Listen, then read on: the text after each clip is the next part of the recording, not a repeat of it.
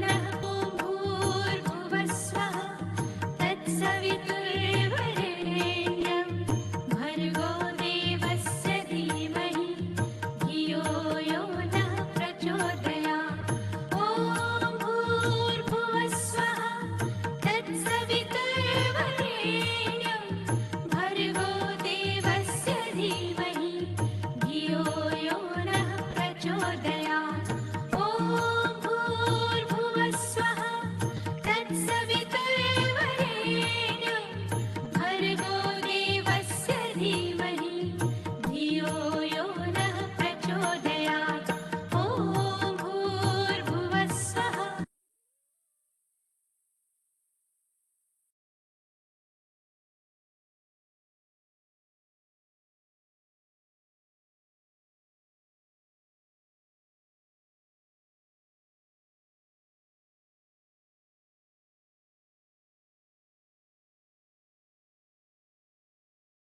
ॐ भूर्भुवः स्वः तत्सवितुर्वरेण्यं भर्गो देवस्य धीमहि धियो यो नाम प्रचोदयात्. Good morning, everyone. You are all welcome to the second day of this AICT sponsored Atal FDP. I, Professor Pankaj Madan, coordinator of this FDP, with all my organizing team, welcome you all. We have a very special guest today. Before I hand over the session to the session planner, I may like to request the Honorable Vice Chancellor of Punjab State Open University, Professor Karamjeet, for his word of wisdom and blessings to the group of 200 participants from 22 states. May I request Professor Karamjeet? You are welcome, sir. I invite you for your word of wisdom and blessings to this group.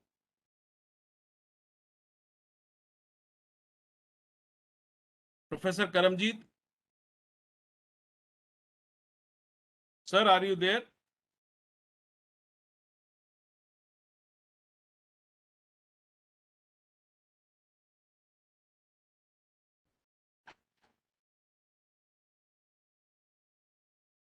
He has joined. Professor Karamjeet, are you there? Yes, sir. He is there with. I have given him the right. Okay. to Maybe answer to this, sir. you have to unmute him. You have to give him the rights.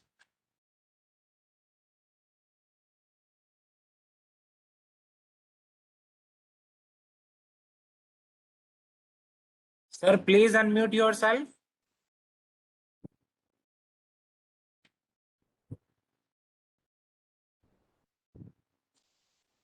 Professor Karamjeet need no introduction. He was a very dynamic professor in Punjab University, Chandigarh, and then he joined as a vice chancellor in this Punjab State Open University. A very, very dynamic professor of management, and now the vice chancellor. Sir, may I request you to please join? Are you there?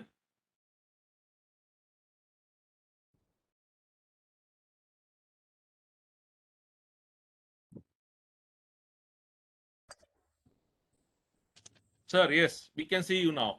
Yes. Sorry. Actually, I could not, some problem here, interact anyhow. Thank you, Professor Pankaj Madan.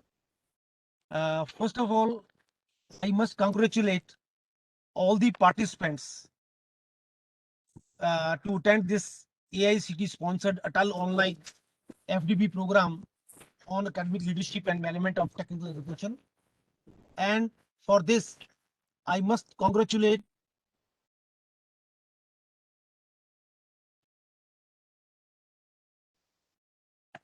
and I must also congratulate and thankful to my dear friend, Professor Pankaj Madan, who happens to be right now Dean, Faculty of Engineering and Technology, Gurukul Kankadi. See that Pankaj Madan Let me, when he requested me, in fact, we have a long relationship. When I was the director of Human Resource Development Center, Academic Staff College, he used to come as a resource person.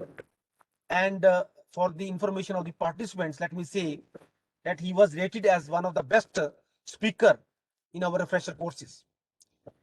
It's nice that he's organizing this workshop. Now, coming to this academic leadership of management of technical education, you see that there are two things are there. Primarily, how, and once you achieve excellence in any area, how to sustain that. Now, since all the academicians, teachers are here, you are all players, you are stakeholders, you are all players to get excellence, to achieve excellence, and then to sustain it. For this, what is required?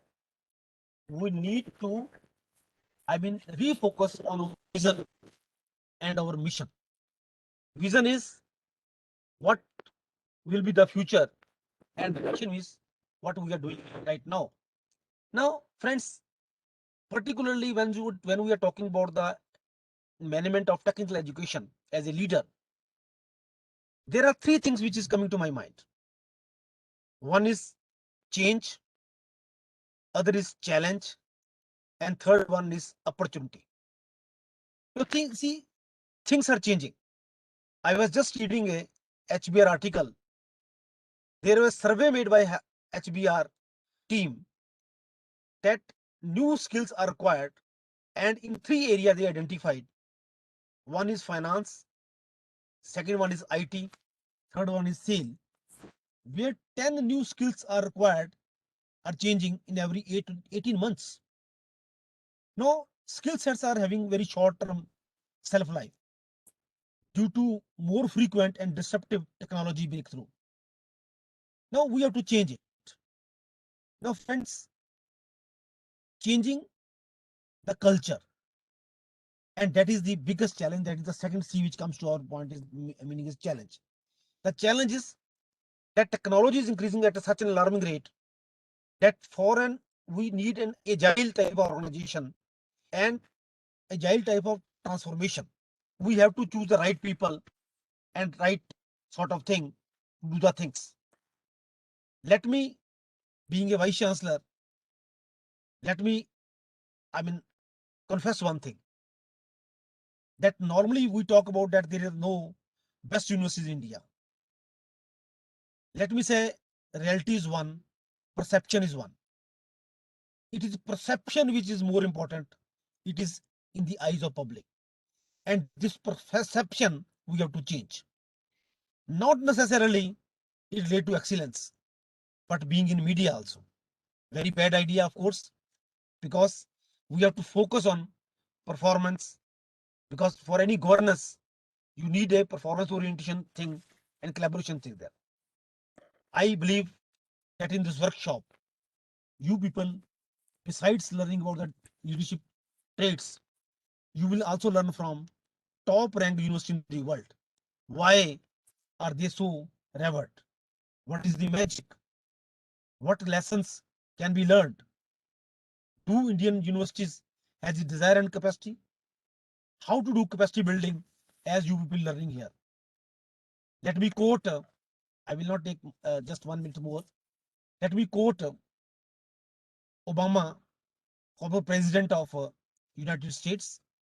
He was a student of Harvard Business School. He said in his one of his remark that university is not a collection of building or sort of facilities which you are providing. See what they are saying, and this is very important for our teachers. They say that the base, the foundation of any university, or for that matter, any educational institution, is the inspiring and great teachers. Of course, we have to focus on innovative students, supporting. Alumni has to be a dedicated support service required. What I want, that there is the need to create and promote new knowledge and innovation. And I think that Pankaj Madan with this workshop will give you lot of food, lot of input to think over. So with one Hindi, I mean one you can say quotation or share, I am closing down. मंजिल से आगे बढ़कर मंजिल तलाश कर, मिल जाए तुझको दरिया तो समुंदर तलाश कर, हर शीशा टूट जाता है पत्थर की चोट से, पत्थर ही टूट जाए वो शीशा तलाश कर. My dear participants, let me sum up the things that we have to create a work culture, because in academics the most important thing is that you have to start from tomorrow you are vice chancellor, you are all teachers are there. What I believe, that improvement starts from your own self, right? The leadership, which is very important, student will follow you, teachers will follow the head of the department or the vice chancellor. You have to create a culture, and we are all participants. We have to create a work culture. We have to imbibe in us the Indian values and traditions, which is very important. With these words, I wish all participants that they will learn a lot from this workshop, and I wish also to Professor Pankaj Madan also that he may organize this workshop in a beautiful manner, and whatever outcome is there, I request him to share with the outcome of the seminar. Thank you very much. Thank you, sir, for accepting our request and sharing your word of wisdom and blessings to the group. I wish whatever you have suggested, whatever you have stated as a quote, we will learn lot from that. This group will learn lot from that. Thank you, sir. Thank you again. Thank you. Now I request the session planner, Ms. Pallavi, to take over the session and move ahead. मैंने केला उड़ा दे केला.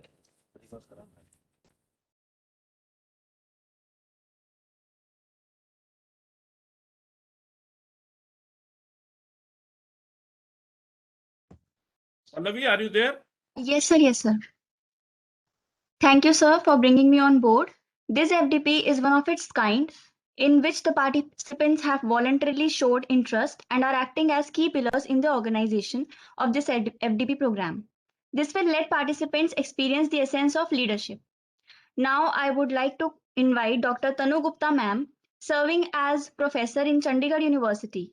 Ma'am has 21 years of rich experience and is acting as the chairperson for today's session.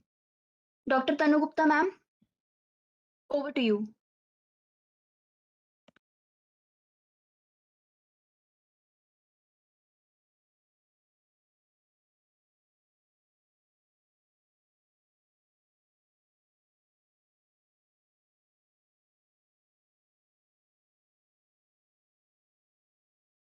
Is she there? Dr. Tanu Gupta? Ma'am, are you there?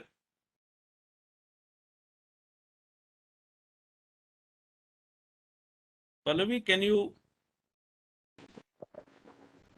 Ma'am, are you there? Pallavi, you can invite, I think, the session coordinator, and then she'll join.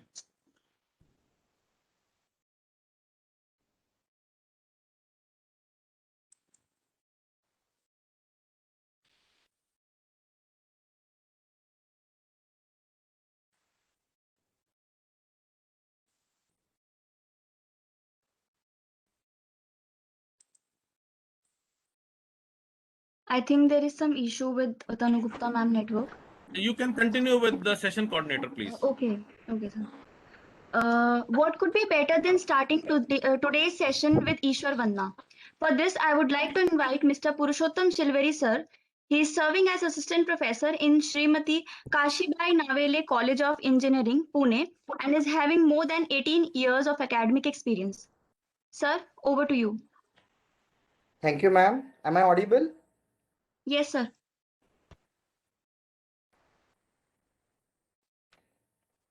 ईश्वर की स्तुति. हिरण्यगर्भः समवर्तताग्रे भूतस्य जातः पतिरेक आसीत् सदाधार पृथिवीं द्यामुते मां कस्मै देवाय हविषा विधेम।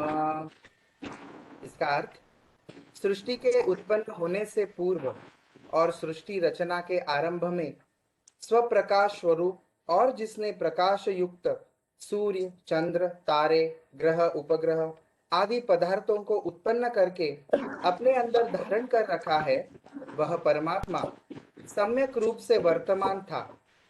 वही उत्पन्न हुए संपूर्ण जगत का प्रसिद्ध स्वामी केवल अकेला एक ही था। उसी परमात्मा ने इस पृथ्वीलोक और द्यूलोक आदि को धारण किया हुआ है।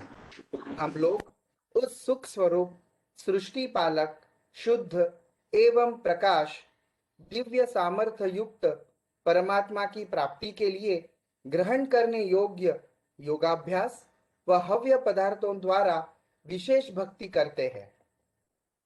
Meaning in English, God is the sustainer of luminous bodies and the sources of light, and he has been present even before the creation of this universe. He is known to be the sole master of all beings. He sustains this earth and heaven. Unto that blissful divinity do we offer our worship with love and devotion. Thank you. Over to you, ma'am.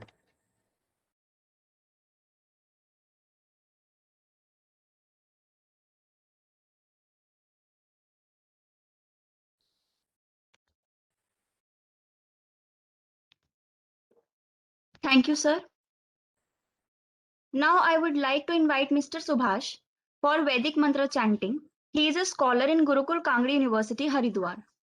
Mr. Subhash, the board is all yours. Am I audible, ma'am? Yes, sir. Yes, sir. Okay. So good morning to all the participants, and thank you, Pallavi ma'am, for inviting me over this softboard and giving me the opportunity to read out this Vedic mantra to all the participants present. This Vedic mantra has been taken from Rig Ved, verse 3.38.6. I will just read the Sanskrit version of this mantra. त्रीणि राजना विदते पुनः रूणि पारि विश्वानि भूषताः सदासि. This mantra is very much related to leadership. I will just explain its meaning in a few words. The essence of this mantra states that both the employer and the employee should work together for the happiness of the organization.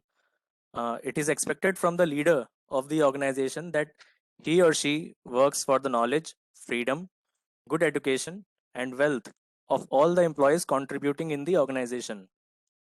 At last, I would say that a leader, by motivating his group of people in the desired direction, can fulfill common goals of the organization and can help build up zeal, confidence, and momentum among his followers. Thank you. That's it from my side. Over to you.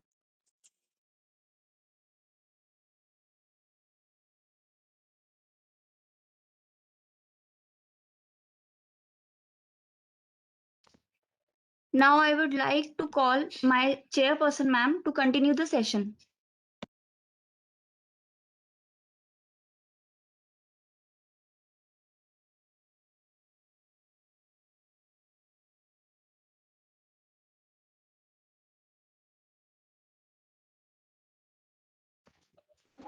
I think she's having some connectivity issue right now. Okay. Pallavi, I think Tanu ma'am is not able to connect. Yes, can- sir. Continue your session with your session coordinator. Okay. So I would like to call my session coordinator, Dr. R. Ganpati Raman, to continue the session. He have to take the session for further proceedings. Dr. Ganpati Raman? Yes. Am I audible? Yes, sir. So good morning to everybody. I am Dr. R. Ganapathy Raman, working as the Associate Professor of Physics. Please be loud. Ganpati ji, please be loud. Okay, sorry.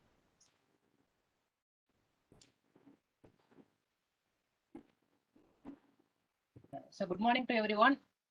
I am Dr. R. Ganapathy Raman, working as the Associate Professor of Physics, Nurul Islam Center for Higher Education. Your Deemed your University. your voice volume is less. Please be loud. Please bring the speaker near to your mouth. Please. Is it okay? Sir, move your mic closer to your mouth so that it will be easily. Sir, is it okay? Yes, better, sir, better. Okay. So good morning to everyone. So I am Dr. Ganapathy Raman, working as the Associate Professor of Physics and Nur Islam Center for Higher Education. So deemed to be university in Takkalai, the Kanyakumari district, the southern tip of Mother India. The first, I would like to thank organizer for giving opportunity to serve as a session coordinator for more than 200 participants in 21 states across India. So yesterday, we have enjoyed a lot in all the session. So today is the second day of AICT Atal FTP on academic leadership and management of technical education, organized by Gurukul Kangri University, Haridwar. The first, I would like to thank the organizer, especially Dr. C.S. Bharadwaj and Bangaj Madan and C.S. Pallavi, Bharadwaj and Purushotman, Subhas and Sandhya Sharma. So we are very much fortunate to assemble here to attend the very interesting talk by Professor Amit Mittal. So Dr. Amit Mittal is a professor and dean of Doctoral Research Center. Has over 2 decades of domestic and international experience in academic leadership, teaching, research, consulting, and training. He is currently mandated to manage the PhD management program, especially designed for working executive at Chitraga University, and he is also closely associated with the Chitraga College of Sales and Marketing, which offers industry integrated MBA, where he teaches marketing courses. He is also the active with various activities under the Chitraga University Office of Strategic Initiative. His area of research and consulting experience are graduate employability, leadership, emerging market studies, so business research methods, higher education curriculum development, and new institution building. So far, he has produced 10 PhD scholars under his supervision. He is an active resource person for many faculty development programs and corporate trainings. He has traveled to many countries as an invited speaker. He has published a globally reputed journals such as European Business Review, Electronics Marketers, Business Environment and Strategy, and Benchmarking. And the publishers are Emerald, Springer, Wiley, and so on. And he is known for very different culture. He's in his free time, he's listened Western music, and his tweets are very popular. He served as a Ashwal Education and Relief Board in Kenya for 3 years, so before joining to the Chitraga University in 2014, and is mandated to establish the first Indian diaspora funded university in South Africa. So he is a scholar in this field, and participants are make use of it. So the end of the session, the speaker will answer your queries. The participants may ask your questions at the end of the session. So I request the resource persons, Dr. Amit Mittal, to take over the session.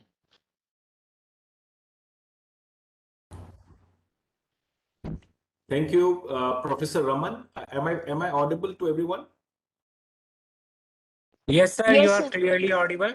So I would like to, at the outset, thank Dr. Madan. Dr. Madan, my association with him goes back to around 15 years. And the very fact that he's taken the initiative to get together 200 people, there's really nothing he gets out of it. It's only that, it's a passion and the initiative it takes, he gets maybe he gets a kick out of it. So the point is, people like Dr. Madan do a great service to the education fraternity. And we should really be proud of Dr. Madan and his team, the way they've put this together, organized it. In fact, when I received the invite a couple of weeks ago, I was actually surprised. I think they had applied for it, and I was a part of the. I was honored to be a part of the resource persons panel, and we had a similar FDP last year, where again I was one of the resource persons, and my theme and the topic was almost similar. So I think it's now a new set of colleagues that we have. So thank you everyone for joining in, and I would like this session to be as interactive as possible because you know the limitations that online and e-learning has. At times the speaker feels very lonely, and you know when you don't get responses, you really don't, you feel very lost. So as I speak, I would request you to, since Professor Ganpati said he's the mandate he according to him is that you cannot ask questions in the middle of the talk. I do not know that is what he says.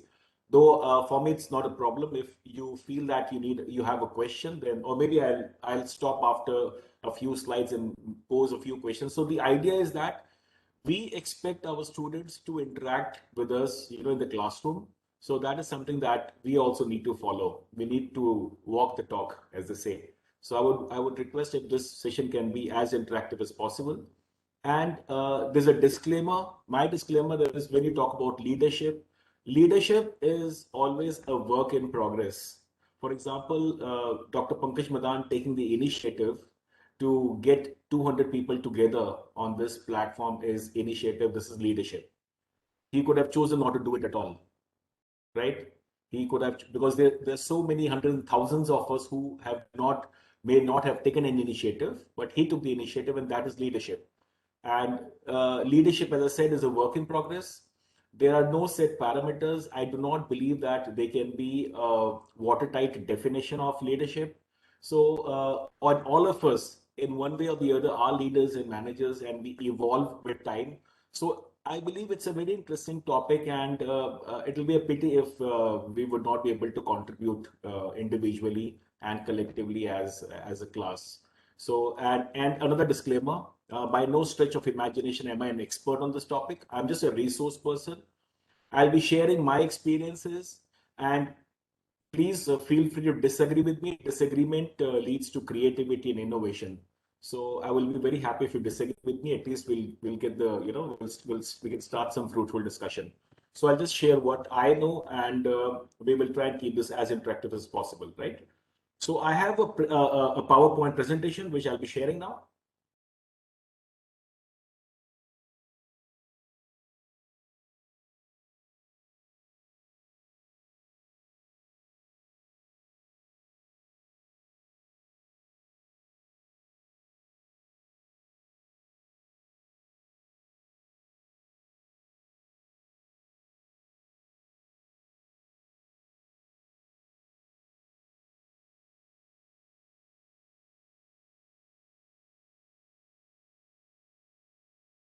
So I hope you can see my PowerPoint presentation. Yes, sir. We can see, sir. Yeah, just if somebody can just say yes, you know, then I would know that all is going well, because Yes, there sir. are times, there are times, you know, when you just lose connection and you're just talking to yourself.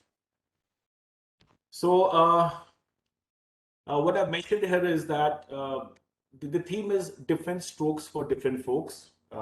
When I say different strokes for different folks, what I'm trying to say is that leadership as it is, as a construct, as a concept, cannot be painted in one brush. Leadership would mean different things to different people. A. B. Leadership has to be customized in the sense that you should have a different approach to leadership at different points in time, right? So even though, you know, there's a temptation for us to talk about or refer to somebody as maybe an autocratic leader or a democratic leader. We talk about a lot of political figures in India and outside India. For example, we are looking at this Israel and Palestine conflict, and there is this urge to classify Benjamin Netanyahu as a particular type of a leader, maybe autocratic, you know. So the point is, I do not really think that leaders are either 100% autocratic or 100% democratic. Leaders are leadership is highly situation based. There's nothing like 100% democratic leader or 100% autocratic leader. So it is a continuum. Leadership is a continuum, and according to the situation, and that's what good leadership is all about. According to the situation, you need to modify, you need to change, and you need to customize your leadership style according to the situation. So that's what I'm saying. Apart from this, if I talk about leadership from an organizational standpoint, I'm not talking about politics. I'm not talking about the general environment that we live in. I'm just talking about organizations. When we talk about organizations today, they look at leaders who have a soul of a leader and the mind of a manager, right? So you can not only be a leader and commanding people. So unless, and when you say manager, it means that you need to also have the necessary competence and the skills and set an example to others. When Professor Kamaljeet, the Honorable Vice Chancellor of Punjab Open University, he spoke about, I liked what he mentioned. He spoke about change, challenge, opportunity. These are not, I mean, these are not simple terms, but the point is these are very heavy constructs. Change, challenge, opportunities. Then he also spoke about skills. And one thing that really was very, very interesting and something that I found extremely relevant to my talk today is he spoke about culture. When he spoke about culture, I would tend to believe, he did not elaborate too much on culture, but what I would tend to believe is that when he said culture, he was referring to work culture. He was talking about organization culture. So there are some organizations where the organization members, the employees of the organizations, they have such an environment where they compete with each other constructively and they excel. Then you would also have some organizations where the organization culture could be very laid back. There is no sense of competition amongst people, and there is nothing to there are no goals to achieve or no targets to achieve.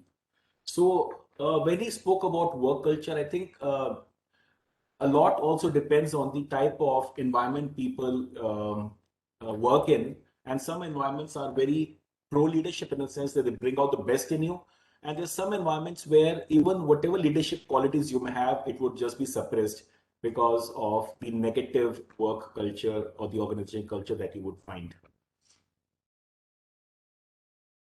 Going forward, in fact, I would just like, this is just, I'm digressing slightly. I'd shared a couple of research papers which we had written. These are latest research papers, and I hope you received them. And please, whenever you have time, read those research papers and share your feedback. One of them is directly related to leadership, leader member exchange, LMX, and the other is on the Generation Z or Generation Z and how they look at the workplace. So that's the reason I shared those two research papers with the coordinator, Dr. Bhardwaj. So let us have an operationalization of leadership as influencing the behaviors of others towards. Now, this is something that you will find in any book, but the two important terms that you need to note is leadership is about accomplishing goals through A, support, and B, direction. These are two very critical dimensions of leadership. And I would request all of you to just make a short note of these two terms, support and direction. In fact, a majority of my talk will revolve around these two sub-dimensions of leadership or sub-constructs, right? Support and direction.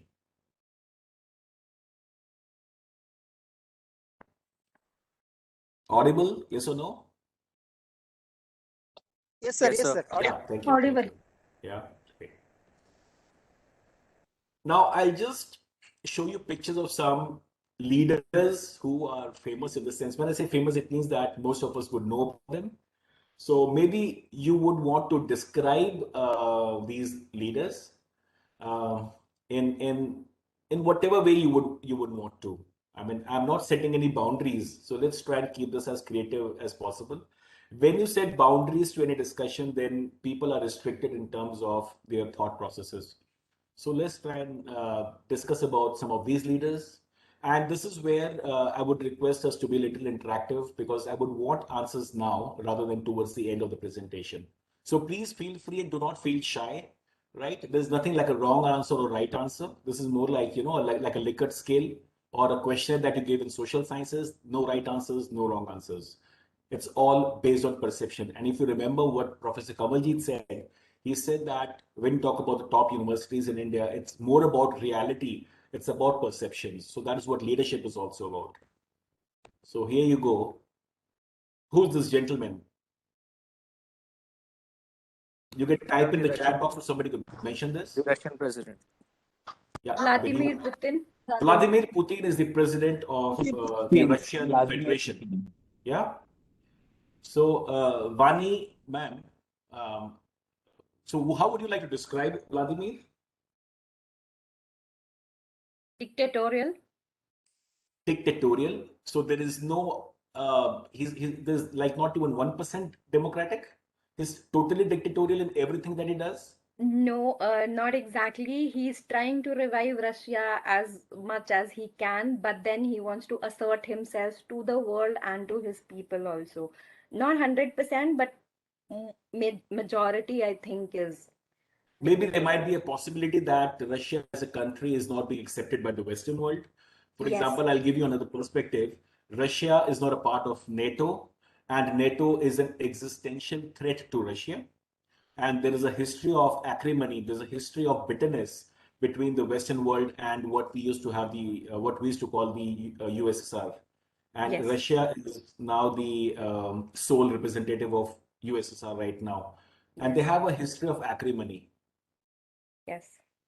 Yeah. But do Yes, you also yes. know that Russia has very strong commercial ties with the rest of Europe? Yes, and to some other countries also, including India. Yeah. So how is this possible? I mean, like you say that that is a very common, a common comment that I receive from people, Vladimir Putin being aggressive and assertive and dictatorial. What I know, maybe I'm not an expert on the subject, but because Nobody is. You can never be an expert on leadership. Nobody can be an expert on okay. leadership. So Yeah. he has made changes to their constitution. Maybe I'm using a wrong word, to make sure that he is in power for n number of years. If that I mean, for me, that describes dictatorialship. Dictatorship. Sir बस आप sir वहाँ पे ना reception पे दे दीजिए, कोई problem नहीं sir, I get it. हाँ जी, बस जो भी है उनका नाम पूछ लीजिए, मुझे टेक्स्ट कर दीजिए sir, I take it. Kind of you sir, sweet of.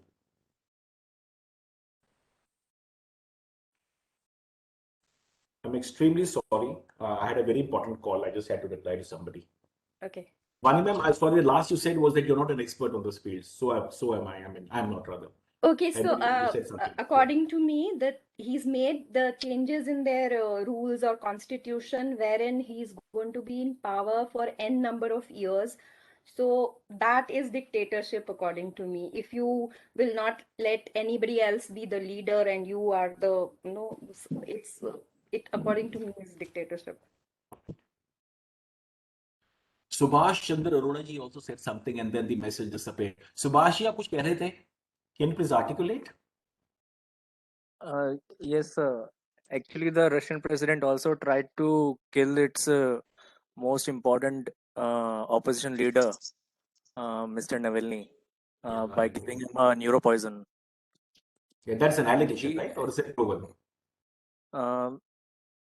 Sir, ये the मत समझना government. कि I'm trying to advocate for Putin. I love this guy. No, so sir, much. I'm just being I'm very not neutral. taking.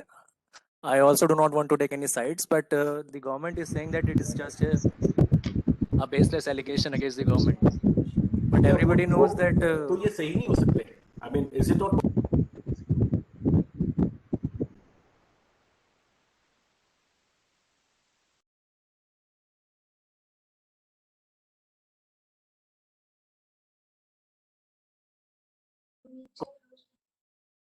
I was muted by the host apparently. Am I audible now? Yes, sir. Yes, sir. Yes, I was. It says that you were muted by the host. Maybe the host didn't like what I was saying. Sir, he is the most fittest leader in the world. Okay, we have support here. Yeah, okay, good. Okay, fine. Hello, So Mittal sir. Hanji sir. Sir, he is the most fittest leader in the world. You mean physically fit, as in like because Yeah, he's physically fit. He's Physically a fit, judo yeah. player, and you know what? This guy has a history. He's a black belt in judo, and he was also Yeah. a member of the KGB. So KGB is what Mossad is to Israel, and what CIA is to America, and what NIA is to India. So he very patriotic. Anyway, so let's move on. Okay, and he says that he's a hero in some magazine. Yes, so ladies and gentlemen,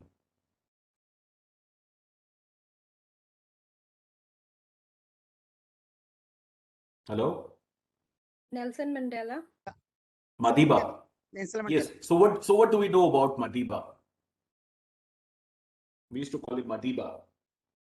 I was brought up in Africa, so I really am fond of any African leader. He fought against apartheid in South Africa. Yeah, he fought against apartheid in South Fought Africa. against discrimination. He fought against discrimination. It is very unfortunate that modern day South Africa is now discriminates against a lot of Africans who are not South Africans. If you were to visit South Africa, there is a lot of non-South African feeling in South Africa right now, which is very, very unfortunate. Anyway, so that is besides the point. So what do we know about? He fought against apartheid. So was he a violent leader or a non-violent leader? Non-violent. He was Really? in prison for 27 years on an island jail. So who says this? I didn't get your name. Chavi. My name is Chavi. Chavi ma'am, incidentally, do you know that Nelson Mandela was the chief of what you call the African National Congress, and he was his political party was considered to be a terrorist organization, and Yes. they actually used a lot of violent means. Yes, Do you know I this? have what my knowledge is based on documentaries, etc. I am aware, but then like in India, when the revolution was happening, when we were fighting for our freedom, we were also the people who were there, like Chandrasekhar Azad. They were also termed as terrorists. So, but then it's from which angle you are viewing it. Yeah, one man's terrorist is another man's freedom fighter. Yes. Okay. Sushma Swaraj? Yeah, the late Sushma Swaraj. So what was she known for? Was she dictatorial like Putin, or I'm sorry, come again. No, she was not dictatorial. she was not dictatorial? Huh? What about Mandela? Nobody said he's dictatorial. Because he worked for the welfare of masses. He Wow. understood the shortcomings he could observe in society and he fought for it. So Hmm. nowhere he could be called dictator. Okay. So it's a reality that we all live in a world of perception. And Sushma Swaraj was one of our most celebrated politicians, and she was a very able foreign minister before she passed away. Yeah. Yeah. And yes, Mr. Ramaswamy, you're right that she was very quick to take action, especially like she was known as like the Twitter mom. So NRIs based outside India, they used to send a message on Twitter to her, and she used to try and take immediate action, get in touch with that country's India representative. Probably the best external affairs minister we had till date. Probably the best external affairs minister we've had to date. Yeah. Highly proactive in helping Indians across, not only in country, across the globe. Yes. Very proactive. Yeah. Very, very proactive, and we're really proud of her. And majorly, she played a major role in creating the state of Telangana, and especially she's considered the Chinnamma of Telangana state. And are you from Telangana? Yeah, that's the reason. Oh, I'm so proud of that. Very good. Yeah. And this gentleman? Thackeray. Uddhav Uddhav Thackeray. Uddhav Minister of Thackeray. Maharashtra. Maharashtra. Okay. Very patiently handling the situation, present situation. Yeah. So is he handling it competently? No. No. Not Okay. not at all. Okay. And right now the cases are too decreasing. In Nagpur as well, so only 700 cases. From 7,000 to 700 is a big change. The cases are not decreasing political because of perceptions of people. cases are not decreasing because of any political party. Cases are decreasing because of two reasons. A, there is a lockdown, and B, the virus has a life. After a particular period, the virus starts just tapering off on its own. So I don't think we can attribute the reduction of the cases. In fact, the fact that the cases went up was a total mismanagement of both the central governments and the state governments and all of us are suffering big time. Agreed, sir. Agree, completely agree. Agreed, sir. Completely agreed. All right, so let's move out of politics. Sundar Pichai. Politics has Sundar been very, Pichai. yeah, politics is very Sundar. touchy, you know. Google And before CEO. we got into Google a fight CEO. over here, so I just thought let's get into now. Okay. So anything about him? We're all proud of him as Indians, right? Yes, definitely. I think there are no sides to be taken over here that you may or may not like a political leader, but when it comes to people like Sundar Pichai or Ratan Tata, there are no sides. It's just like you love these guys. Hello. Yes, I have come. An intellectual who made So great, India proud. great problem-solving skills. Ramaswamy ji, I really liked what you said. You said that he has great problem-solving skills. Wonderful. Hello. All right, another one. Indra Nooyi, Okay, great. Pepsi. Indra Nooyi, Pepsi Pepsi. CEO. Yeah, The ex-Pepsi co-chairperson. coach. Yeah. Yeah, a big name again. What about this gentleman? MS Dhoni. Yeah, Is this he guy the- transformed Indian Mahendra cricket, Singh right? Dhoni. So how would you compare him to the other guy, this fellow?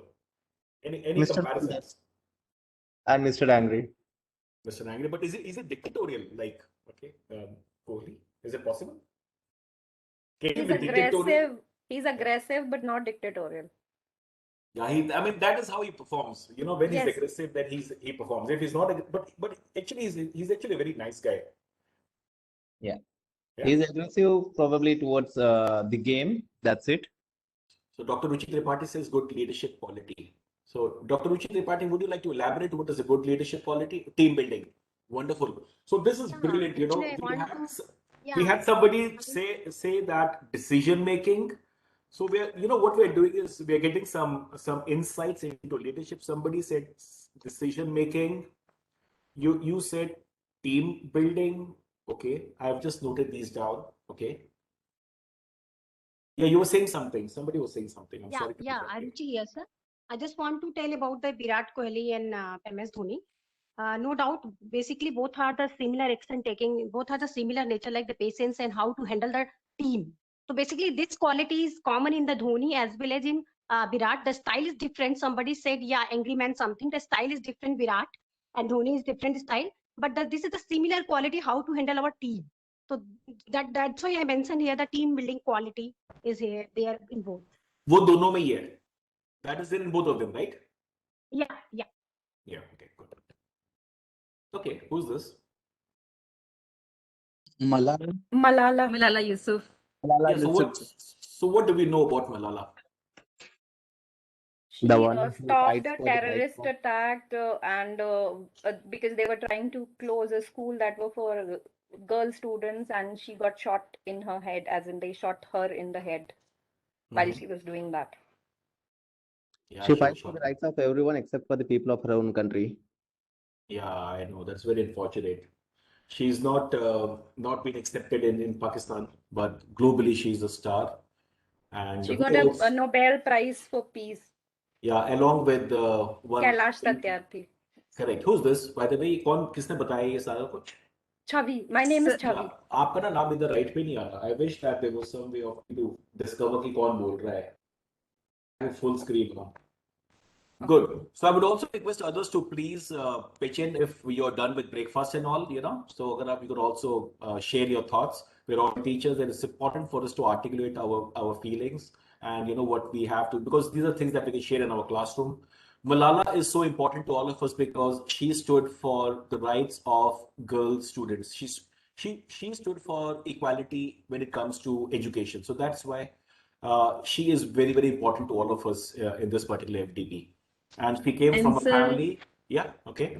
It's one more important thing about her, that she belonged to a marginalized section, and belonging means from there she raised her voice when she because of being a girl and because of belonging to a Muslim class family, and when the girls are not given opportunities to even to come forward and to speak, and then she raised her voice and came out with her autobiography later on. So this is something remarkable about her. Yeah, and she came from a part of Pakistan which we call Khyber Pakhtunkhwa, where Exactly, opportunities for women are very few, and it's a tribal area and very traditional and very conservative.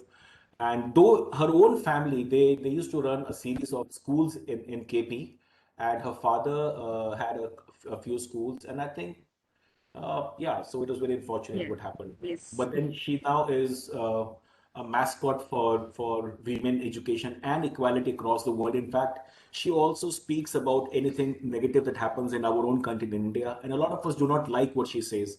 But people Yes. like Malala, I would say these people are very neutral, and they speak for the entire humanity. So I think that we should really be proud of her, irrespective of our own belief systems. So this brings us to a question: are leaders born or made? Both. Some I says think that they're both. made. I think made. Okay. Made. Both situations both. will be there. Okay, both. So it is like born bhi hai and made bhi, both of it. Like, okay. But born are Some less and qualities made are should more. be there by Who birth who said and this? Who said this? by Born are more and made are less. Born are less and made are more. Who said this? I am Dr. Sembu Prasad, Principal Pragati Engineering College. Okay, Andhra Dr. Prasad Pradesh. says that more of them are made as leaders and very few are born as leaders. Okay, okay. Yes. So when we say you're born with the qualities of leader, these are called trait theories. And when you talk about leaders being made, though this is beyond the scope of a discussion, but it's only that, we need to set the ball rolling and try and understand a little bit about leadership from a theoretical perspective. So the school of thought which says that leaders are born, we refer to them as trait theories. Trait is an ingrained personality. And when we say leaders are made, then we are referring to behavioral theories, right? And at the end of the day, it depends. I think, Dr. Prasad, what you said, I would personally, obviously, everyone can disagree with everyone, but I would tend to agree with you big time. From my own examples, not my own personal example in the sense that not me as a person, from examples that I see, especially in the Indian Armed Forces. I studied in army school. A lot of my friends who were very shy when we were in school, they went on to join the Indian Army or the Indian Air Force. And Even they my might- yeah. Okay, Yes, sir. sorry for the interruption, sir. No, please, kindly, sir. Yeah. Even my background is I have had an opportunity to study in Science School, Porkonda. Exactly. So, Senex, you will receive the same kind of training. And most of my friends who were very shy and leadership was very far away from them. But the kind of training they got in the National Defense Academy or the Indian Military Academy or the Air Force Academy, these guys are leaders. They've been leading teams and they've been leading their own contingents and all. So when you say, I would firmly believe, using the example of officers from the Indian Armed Forces, former officers and present officers of the Indian Armed Forces, and these guys exhibit a lot of leadership skills, and most of these leadership skills are acquired during the time that they have in the Indian Army, and it's a continual process. As they work, they also are trained in leadership. Environment and situation will make leaders. Yeah. So trait-based theories, these are some of the personal qualities and characteristics. You can add some characteristics or qualities or sub-dimensions from your own experiences. So we have charisma, trait-based leadership, inspirational, courage, wit, oratory skills. Yeah, they're very enthusiastic, a lot of energy, and a lot of humility. Yeah, in as much as you might disagree with, depending on your political orientation with the Chief Minister of West Bengal, but one thing that comes across her is that her amazing humility, very grounded to earth, Mamata Banerjee. Empathy, and then you will find leaders who have immense empathy. So I think this is something that Shamim ji said, exact it. I don't know what that meant. Exact it is what? You mean exactly? So Shamim ji liked what I said. Good. Anyway, so empathy. And then now, yeah, okay. Abhi bhi galat likha aapne Shamim ji. Koi baat nahi, no problem. I got the point. You're saying exactly.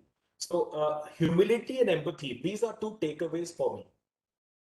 So if you cannot be humble and if you do not have empathy, in spite of your own pain, in spite of your own problems, whenever you see a leader, you will never be able to realize that these guys, what they are going through at a very personal level or a professional level. You know, they might be suffering, there might be a lot of things that may be going wrong for them, but their leadership is about being right there for your team, for your followers.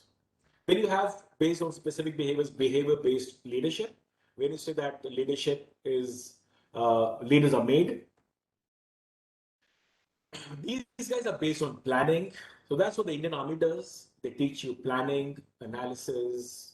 That is what a management school will teach, an MBA, procedure and processes, relationships, relationship management, for example, then how to be meticulous, parsimonious, right? Engaging with customers, for example, engaging with employees, engaging with your team, coaching ability. So you'll see the very different sub-dimensions, pragmatism, being realistic. Again, towards the end, humility and empathy. Yeah. Okay, I would request everyone not to get into a political debate about blood on somebody's hands. So that is why I just wanted to. So we will not get into politics, please. Yeah. So that's a very touchy issue. So we will just discuss leadership, and I'll try and keep politics as far as possible. I just try and give examples so that we can just connect with people. I mean, connect with these real-time examples, because already as a country we're going through a lot, and we need to try and make sure that we divert our attention and let's talk about leadership from a corporate or an organizational perspective. So humility and empathy, these are two common constructs that you come across. Yeah, they were there in the early one and they're there now. So as I said in the very beginning, effective leadership is about the ability to change your leadership or the ability to adapt your leadership style according to the situation. And this kind of leadership, which is considered to be the most effective type of leadership, is called situational leadership, the soul of a manager and the mind of a leader. So this, what literature calls situational leadership, is it was originally developed by Hersey and Blanchard in 1969, and then it's gone through several revisions, but this still remains the seminal theory, the base theory of situational leadership by Hersey and Blanchard. And what they mentioned is there are 4 leadership styles based on direction and support. Similarly, there are 4 distinct development levels of the follower based on their competence and development. So I'll just leave this slide on the screen for a minute or so that you can absorb what I'm saying.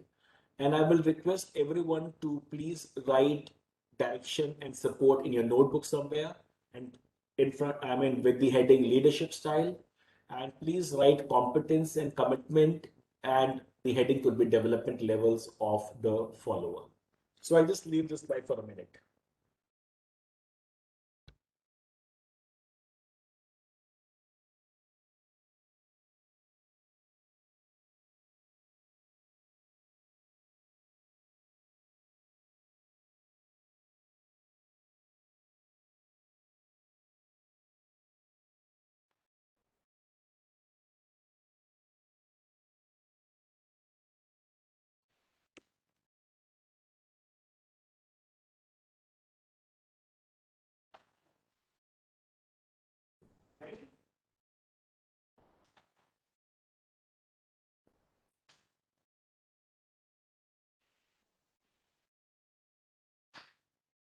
Okay, so let's. I hope I'm audible. There's so much of silence in the classroom. Yes, sir, you are audible, sir. Yeah, those, as we see, we use the term pin drop silence. You are audible, sir. Okay, all right. So in terms of the followers development level, we need to understand that there are different types of leaders. Similarly, there are different types of followers. When I talk about followers, it means the team members. I mean, using the term follower is, I don't like the term follower, but you can call them team members. For example, from an organizational standpoint, up in co, you can call them team members, right? So we would all know that all team members are not the same, neither in terms of competence and nor in terms of commitment. But all of us, we would understand and we would appreciate that competence and commitment are two different things. Yeah. A lot of people might be qualified. They may have the necessary skills. They may be competent, but they may have a major problem when it comes to commitment levels. For example, they may not be able to get along with other people. They may not like their boss. Yeah. They may not like their other team members. There's so many ways, or they're just not committed because they may not be motivated enough. It's possible that for them it's like, coming to office, leaving at 4 o'clock. ठीक है, class ले ली, एक दो पढ़ा ली, that's it. I'm going home. No initiative. So competence and commitment are two distinct constructs, though they're also interdependent, right? As we will see. So we'll classify these four styles in terms of, now first is low competence but high on commitment. We will call such people interns. Please write this down, the term intern. What's an intern? Anyone? What do you mean when you use the term intern? Who is undergoing training, still to Yes, learn, in the nascent stage of learning. Yeah, correct. Exactly. That's right. So someone who's low on competence and high on commitment. Yeah. So interns may not technically, I mean, not necessarily they'll be low on competence, but they may be, for example, low on experience. Yeah. So we will try and use competence as a surrogate for whatever an intern would have in terms of his or her skill set. It could be low experience. It could be, low on experience mainly, or low on training levels, right? Then next is, sorry. People low on competence and low on commitment. Competence भी कम है and commitment भी कम है. And I would call such people couch potatoes. Anyone, what's a couch potato? Lazy, someone who is not willing to work. Lazy. Yeah, lazy, laid back. ठीक Laid है. back. Yeah. A relaxed ठीक है. attitude. Yeah.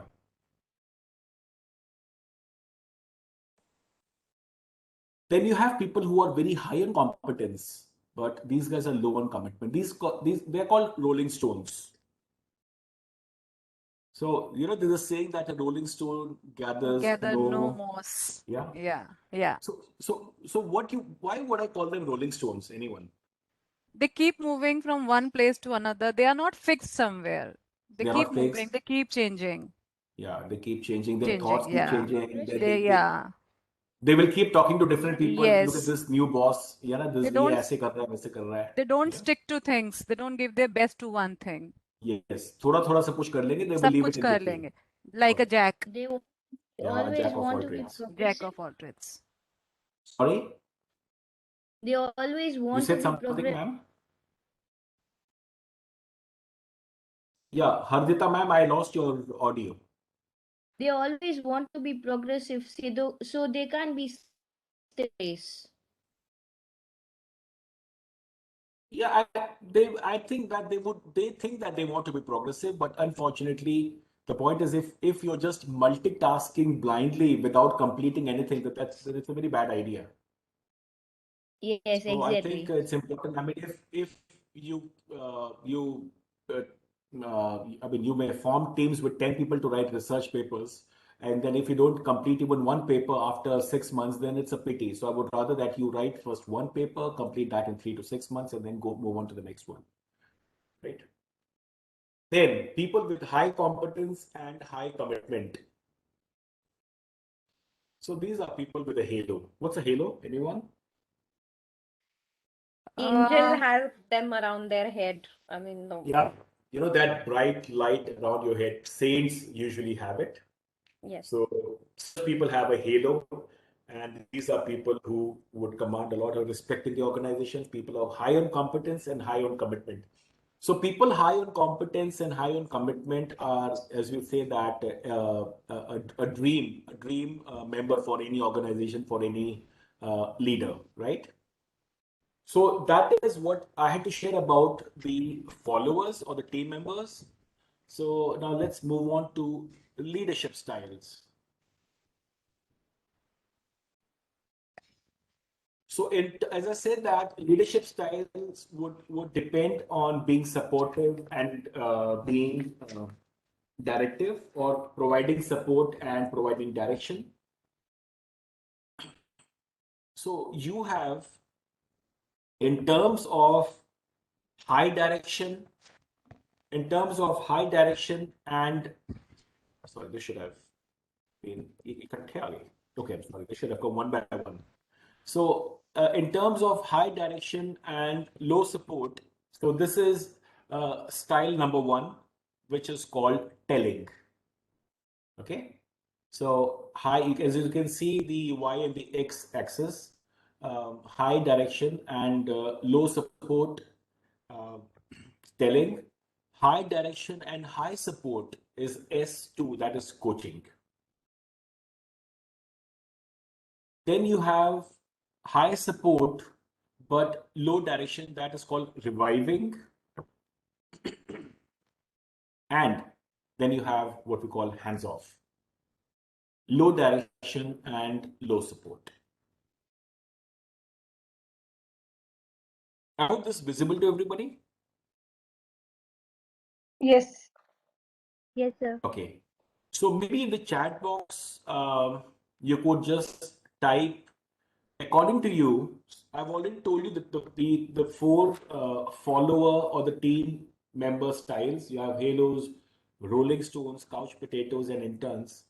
So which leadership style would suit which particular kind of leadership style? Or what kind of a leadership style would suit a particular team member? So what I'm trying to say, for example, coaching. Is coaching better for, is it suitable for a couch potato or a halo or a rolling stone or Sir, can we verbally tell? yeah, one by one. I think this is Sandhya ma'am, Dr. Sandhya. Yeah, Right. yes, sir, yes, sir, yes, sir. Okay. Yeah, okay. Sir, hands off will go with hello, the one who are internally motivated and understand their responsibility and attain their goals. So hands off would go with them. So people who are already competent and commitment, it means that don't provide them any support, don't provide them any direction. उनको support भी नहीं करना चाहिए. Sir, support करना चाहिए, but अगर hands off होगा तो that would show that we are maybe completely off from them. They are themselves doing it. Okay, I had another gentleman speaking. कौन थे? Somebody had some other view also. But telling with go with sir Rolling Stones. Sir. हाँ जी, पांडे जी बोल रहे that telling goes with Rolling Stone. Okay. Why, sir? Because the people there at this level are highly competent, but they have low commitment. By telling them that if they do their time, or by motivating them, it will be possible that they will reach to hello stage. Okay, that is your perspective. Fine, it's okay, absolutely okay. I mean, I will not even want to. This is entirely perception based, because what I'm going to tell you later on will be slightly different. So it's okay if you disagree with me, no problem. Okay, anyone else? Sir, S2 goes with hello. Coaching, it's high in support and high in directive behavior, according to me. Okay, coaching goes for who? Hello. Coaching goes for halo. So you mean people who are high on competence and people who are high on commitment, they need to be coached. They need to have too much of. But don't you think that somebody who is already very competent would not like to take directions? I don't know, just a thought. I agree, sir. Somebody who is competent would not like to take further guidance or support. So coaching, Dr. Lokesh Joshi says coaching is for the intern. Yes, sir. Okay. May I, sir? Yeah, please, sir. And this is Dr. Sembu. The basic objective of the leader is to get the productivity from the organization, irrespective of the nature of the people. right? Rupture of the team members. So according to me, I propose for Halo category, telling will be better and telling is suitable and couch potatoes, no, Rolling Stones coaching and intern reviving and couch potatoes hands off, sir. Hands up. So the point is, when you say hands off, it means that, you know, what happens is that in an organization, someone who doesn't want to work and has no commitment and no competence, then we say that hands off with this guy, we're not going to give him any work. So don't you think that you're actually playing into that person's hands? Well, that person will be very happy. That's good. So it also at times sends a wrong message to other people that let us all become couch potatoes, you know, so that the boss is not going to give me any work. And sir, if we look at our own organizations, I think you're a principal, Prasad sir. Yes, sir. Yeah. So in your own team, because in my own team, that's what I see. In fact, in every organization, what we call the Pareto's principle, right? Where 80% of the work is done by 20% of the people. Yeah, there is actively engaged people. Yeah, even in a classroom, only 20% of the students you are going to be very responsive to what you're going to teach them in the classroom. So the point is, I believe that okay, apart from this, we also need to keep one thing in mind, all of us, that this classification of team members in terms of intern, couch potato, rolling stone, and halo is not into 4 watertight compartments. Because there could be a little bit of a couch potatoism in someone who's a halo. There might be a little bit of rolling stonish in someone who is a couch potato. You know, maybe that couch potato once in a blue moon could feel motivated enough to contribute. So I think the idea of, then you talk about stuff like, say, transformational leadership. Yeah. So at times, because you go to, for example, you might go to some particular office, you see that the employees that have no work, they're just sitting idle over there. Then all of a sudden you get a new transformational leader, and this guy brings in a lot of new initiatives, and you know, there's a huge kind of a morale boosting for the entire team, and they start to perform. We see so many examples of you getting a new CEO and the company starts doing well. That is why CEOs change. That is why CEOs bring in new policies and strategies. So what I'm trying to say is that the classification of couch potatoes, rolling stones, halos, and interns can keep changing.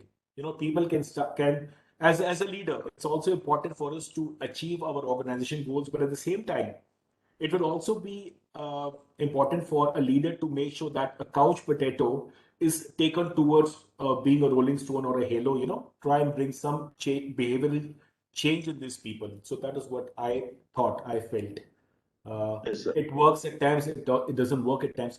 By the way, if somebody is not willing to change, somebody who is hell-bent that I am always going to remain a couch potato, I'm not going to change at all.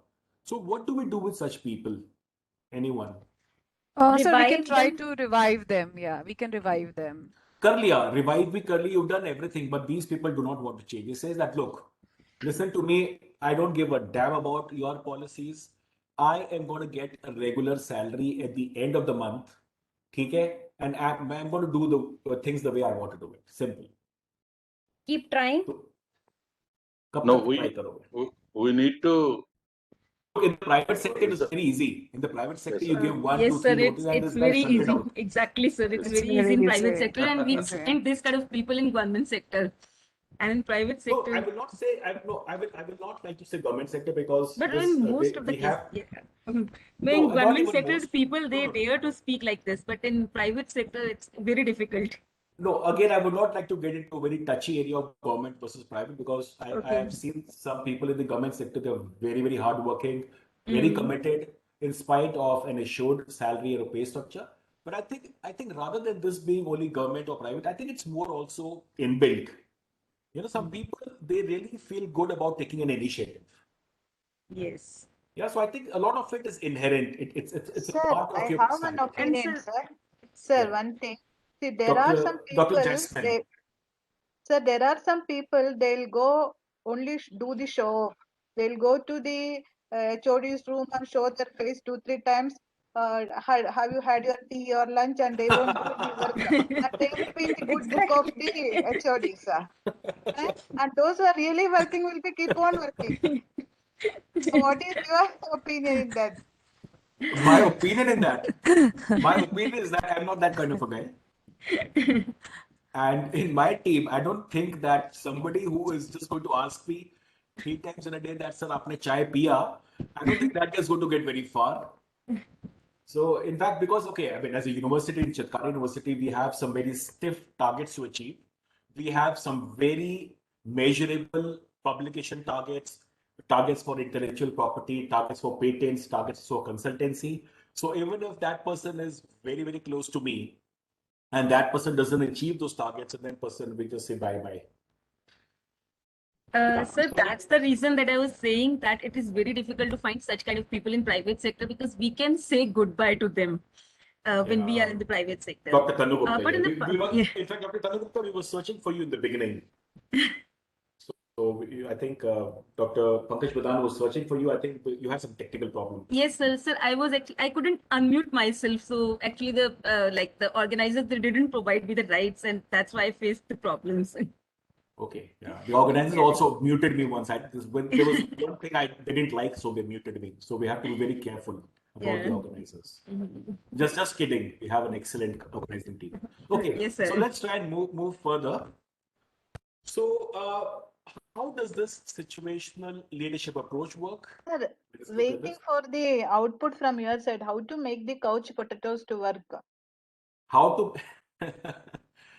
Jasmine ma'am, I know that you will not leave this this particular session without me answering that question. So let Yes, me sir. try. Yes, Yeah, sir. I so won't allow you to move forward. Yeah. so let me try and think of it. But look, if you were to ask me in my present situation, I think one gentleman also mentioned this. Ramaswamiji says motivate. So I think that if somebody is a habitual offender, someone who is a habitual couch potato, there are two options. One is role change. For example, if that person is at a medium level, normally such people do not reach at a senior level to begin with. It's not possible for a couch potato to move on to a senior level in an organization. So such people at best, due to their several years of experience, they might at best move into middle of the organization. So we should try and do some job rotation for these people and give them some kind of a work which is maybe be seen as demotion for them. Perhaps as we say, carrot and stick. So that would be a stick. So you demote them and so there are two ways. Either that person now changes, because if that person realizes that I'm being demoted, because even in the government sector, if you cannot remove the person, but you can always do a job rotation, I believe. Maybe I'm wrong.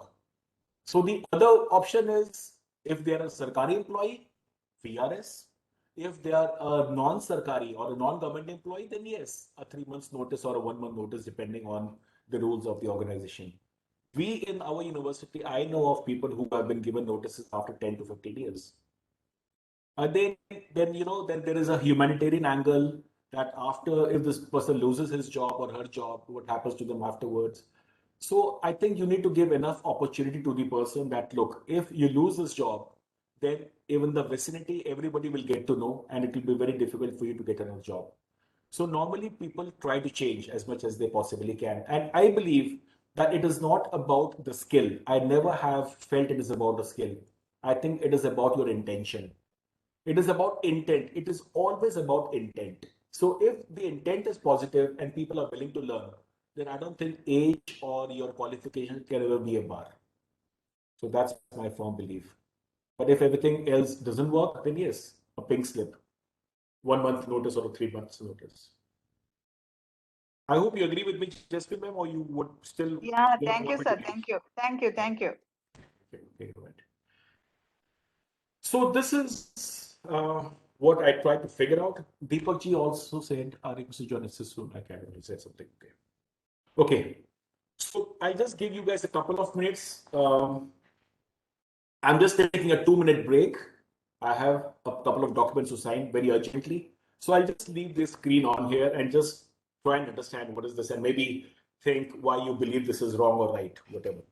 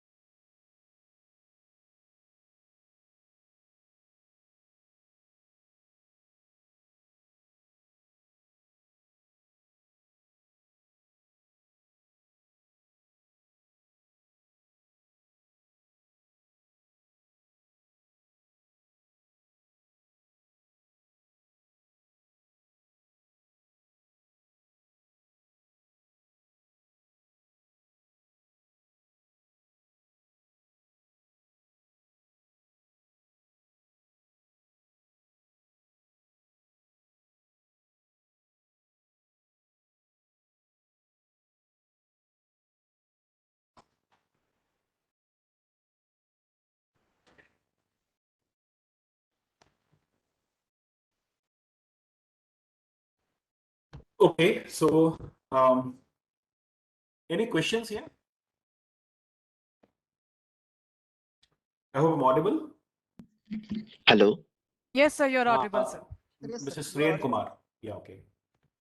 Yes, sir. Can you please clarify the term supportive? Because what I feel based on this chart is that whoever he is, whatever category he belongs to, one must provide support to him. Like in this case, Halo, there is high competence and high commitment. So against that, low supportive and low directive is mentioned. But suppose the person who is a Halo, suppose he commits a mistake, then if we are low supportive to them, then in the next time, and then obviously he will get punished for that mistake, and the next time he will not be able to do the job properly. Consequently, he will drop in the category, or his competency level will drop. So can you please explain Excellent. the term supportive? You know, that's a wonderful question and it's a brilliant observation. And that is something that, because when you talk about supportive, so at times you may confuse the term support with means that we will not support you, right? So I don't think that is what supportive means in this particular context. Supportive means providing the environment for them to excel. When you say supportive, it means that the organization resources that you need to put in. So, for example, training could be a form of a support, right? So, direction is more about hand holding, and support is about, say, for example, training. So, someone who's high in competence already would not need training. That person knows his or her job. So, that is what support means over here. And you're right. Somebody who already has a halo around his or her head, these are people who are going to work, they're going to take a lot of initiatives, and such people are also bound to make mistakes.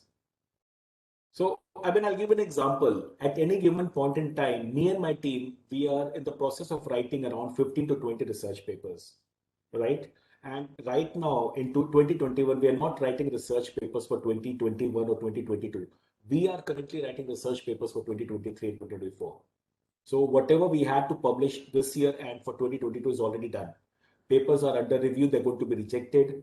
And the point is, if my team, they write a paper, it gets rejected, and I find a mistake over there, or those people are penalized, then that I believe is very poor leadership.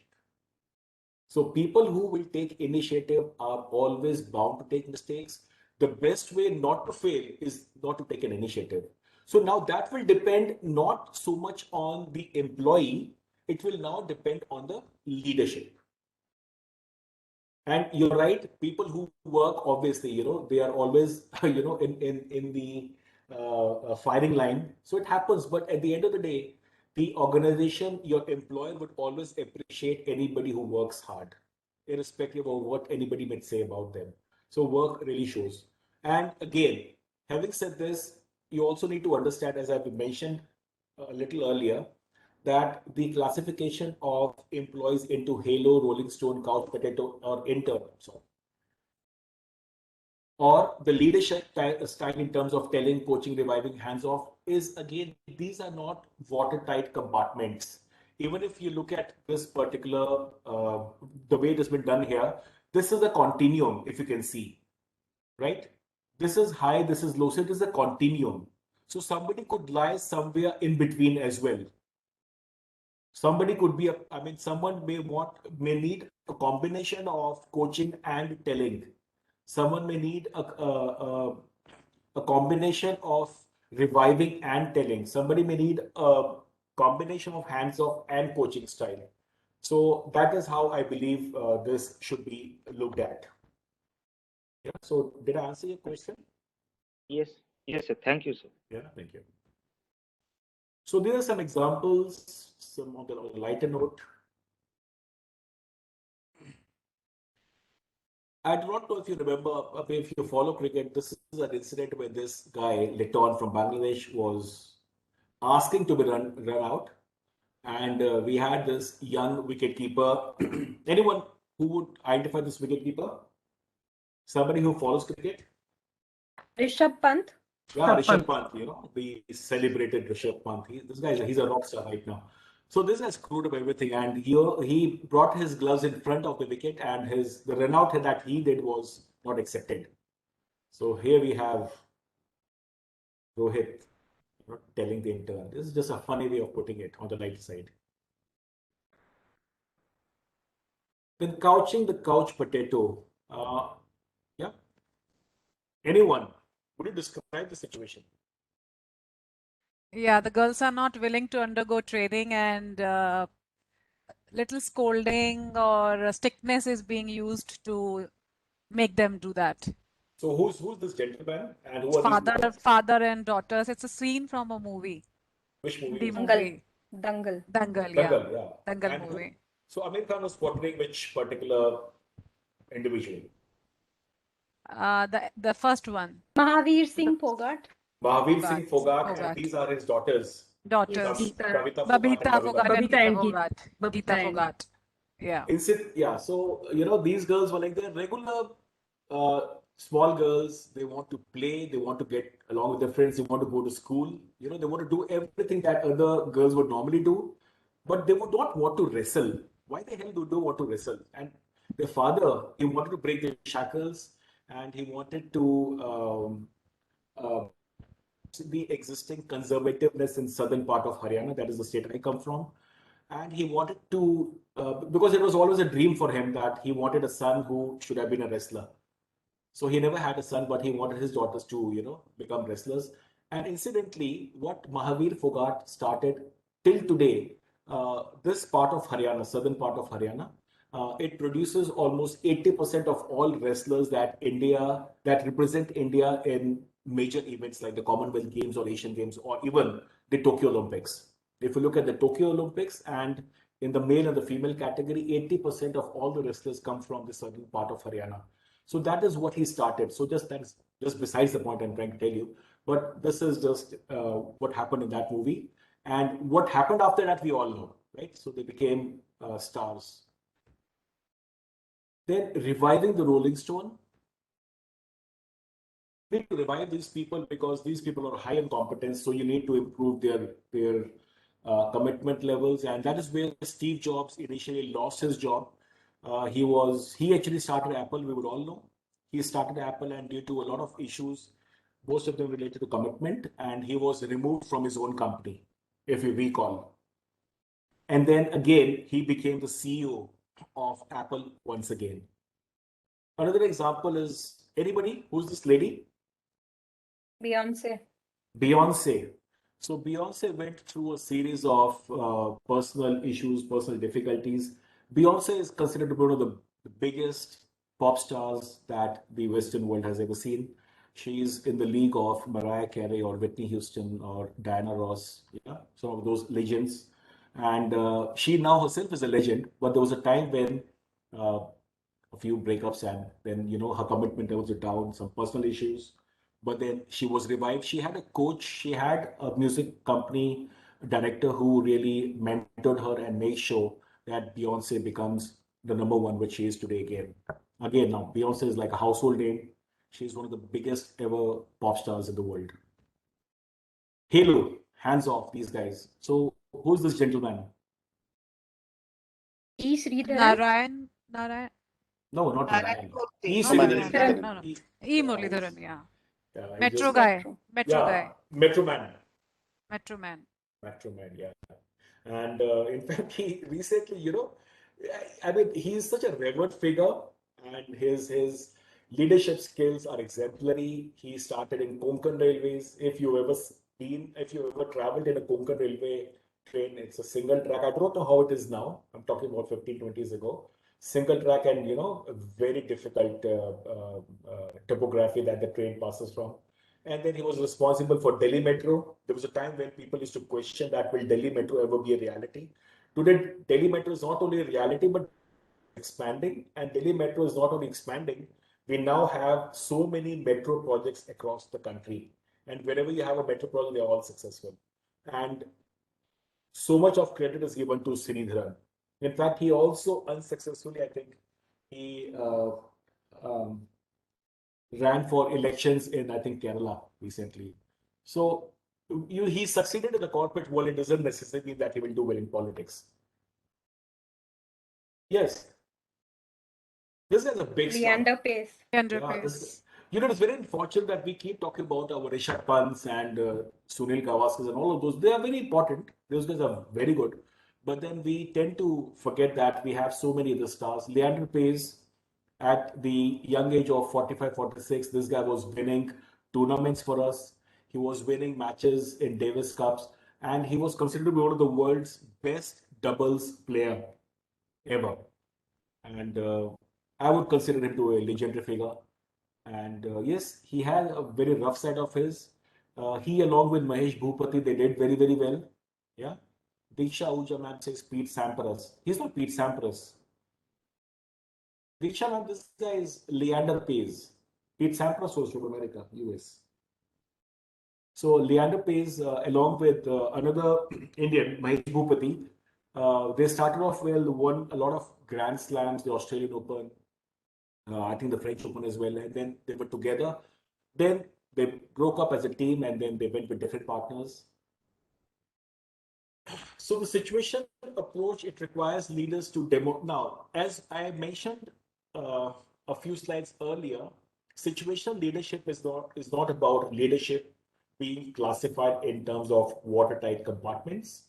I do not believe, and it's not a reality, you cannot have only one style of leadership. So leadership has to be situation based, and the most important thing is leadership is your leadership style will not succeed if you do not have a strong degree of flexibility. Flexibility is the key to good leadership. And when I say flexibility, it also means that a leader should know when to have a hands-off approach. A leader should know when to coach an individual. A leader should know when to be tough. A leader should know when to be compassionate and empathetic with your team member, right? Yeah, man management, growth mindset. Wonderful. These are beautiful terms you guys are using. So centered on the idea, subordinates, they vacillate along, as I said, it's a continuum. So competence and commitment is not something that is a given. It is not something that is fixed. So this is something that keeps changing and it is dynamic. So true leadership is when you build the competence of your team. Okay, you train your people, you build their competence, and you motivate them to enhance their commitment levels, right? And it works, it happens. Okay. So leadership effectively depends on assessing your subordinates' development position in terms of competence and commitment and adapting your leadership style, right? So assess the developmental position of your subordinate in terms of competence and commitment and adapt your, adapt your style so that you can match your style along according to the subordinates development level. So this is what I had to share. Then as a sign off, there is something that I wanted to mention, the Peters principle. Anyone, what is this? What is the Peters principle? In organizations, especially in private organizations, unfortunately, people are taken to their highest level of incompetence. So you'll be if you observe it from a lot of leaders, they will keep giving you work till there comes a time when there is a particular task that was given to you which you are unable to achieve. Right? So it starts from being super competent. People who are super competent, they get a promotion, a very quick promotion. And when they get a promotion, they get a bigger team and they get more work, a better salary, better perks. They still are competent, but then there comes a level when they get so much of work and so much of technical term. They get so much of work which at some point in time it's beyond their expertise. So that is when they start to become incompetent for that particular job function, right? So we call this the Peter principle. It's a very interesting theory in management by Peter and Hull. So we can have some conversations. Maybe you could describe yourself or maybe somebody else, a situation where you felt as a halo or a couch potato or an intern or a rolling stone, and how effectively your boss or your team leader led you. Okay. Or maybe we could reverse it, where you're a team leader and there was X person whom you would not want to name. Please do not take any names. And that person was a couch potato, and you feel you successfully converted that couch potato into a halo or maybe into a rolling stone. Okay. And according to you, which leadership style do you think you use more often? Is it hands-off, coaching, telling, reviving? And do you really think that your leadership style is consistent for everyone, or is it task or employee specific? Last but not the least, do you think it is worth the organization's time and money and effort to spend time on a couch potato?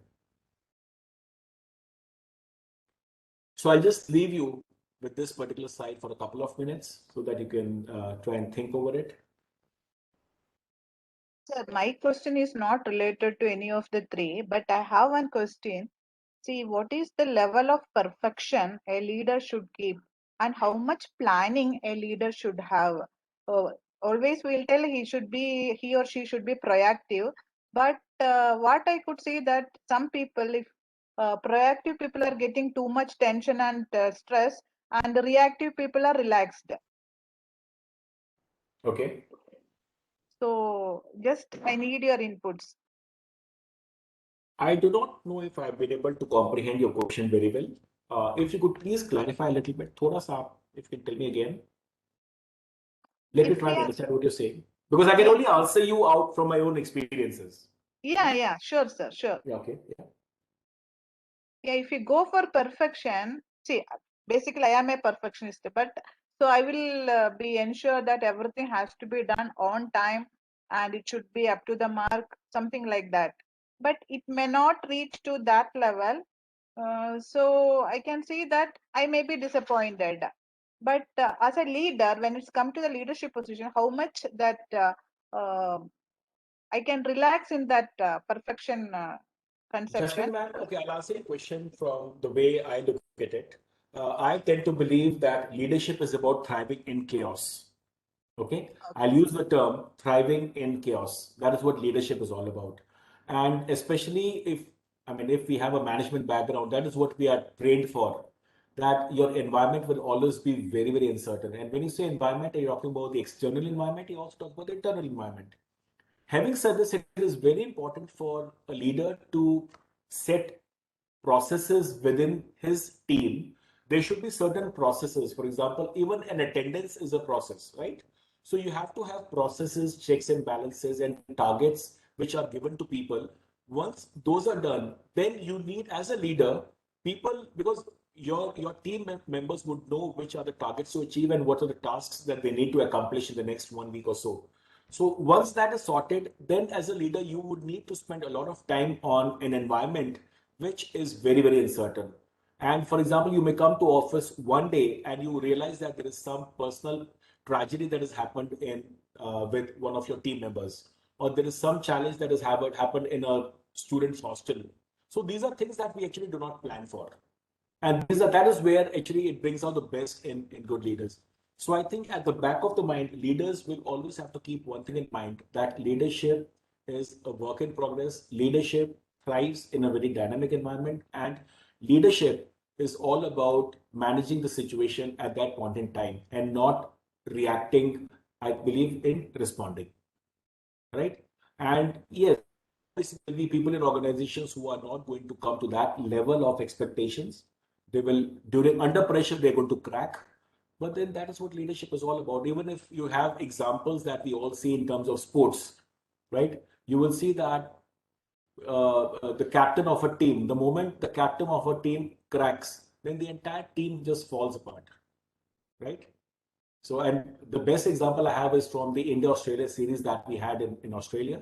If you remember, when the entire team was, most of the team was injured, Kohli was back home for the birth of his daughter, and then we had this silent, cool gentleman, Ajinkya Rahane, took over the reins, and you remember then what happened is then history, right? And everybody rose to the occasion. So I think that is what leadership also is all about. I do not know whether I answered your question completely, but then I gave you a perspective and a few examples, right? And obviously, I mean, these are things that you can never have a definite answer to this, a definite response. It will always be based on your own experiences. Okay, so anyone else? Catalyst personality only need to be a good leader. Yeah, being a catalyst for change. Okay. Oh, sorry. These are the papers I think I shared. I've shared the first paper with all of you. These are suggested readings, some research. I normally do not write in HR and leadership, but these are papers where I partnered with some of my colleagues and friends. And these are papers that we published. I've already shared 2 papers with you. The second paper, high performance work system, I've not shared this with you. So I'll send this research paper to Dr. Bhardwaj, who then he can further share with all the faculty members present here, all the attendees. So thank you, and stay connected. This is my email ID, and connect with me on LinkedIn. Yeah, feel free to share your views, your thoughts, your criticism, whatever you can, whatever you felt about this talk. So I think I can now take questions. Yes, thank you very much, sir. So should I stop? Thank you for your nice presentation. Let me just okay, your stop. session is very much interesting as well as very much informative, sir. I hope every participants enjoy a lot. As now the session is open for discussion, so participants may ask your doubts or clarifications. So it is open for discussion.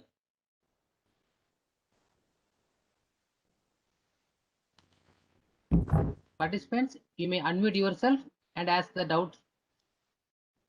Amit sir, I have a question to ask. Yes, Dr. Sandhya. Sir, I'm working in a premier institution in Delhi, and we have our colleagues who are from premier institutions across the country, I would say, even internationally renowned faculties are with us. So, sir, at times they are competent, they are highly competent. If we see their degrees, their achievements, research papers.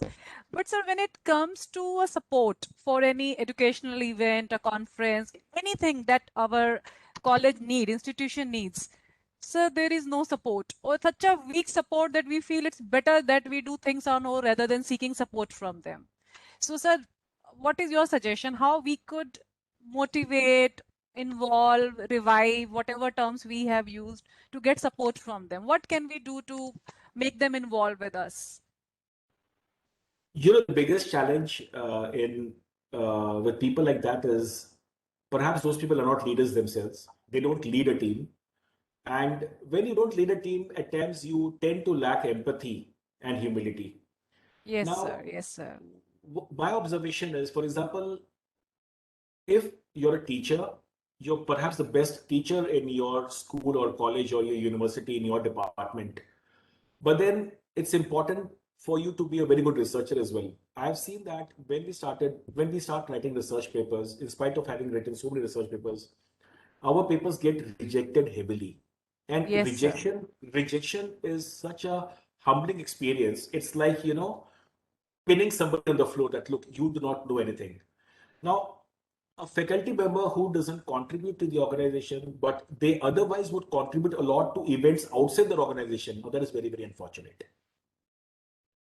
That is very, very unfortunate. And I think the organization should have certain targets for people where it is they need to enforce that you will also need to and I know a lot of people who within their organization they will not contribute, but then outside and I call such people rolling stones.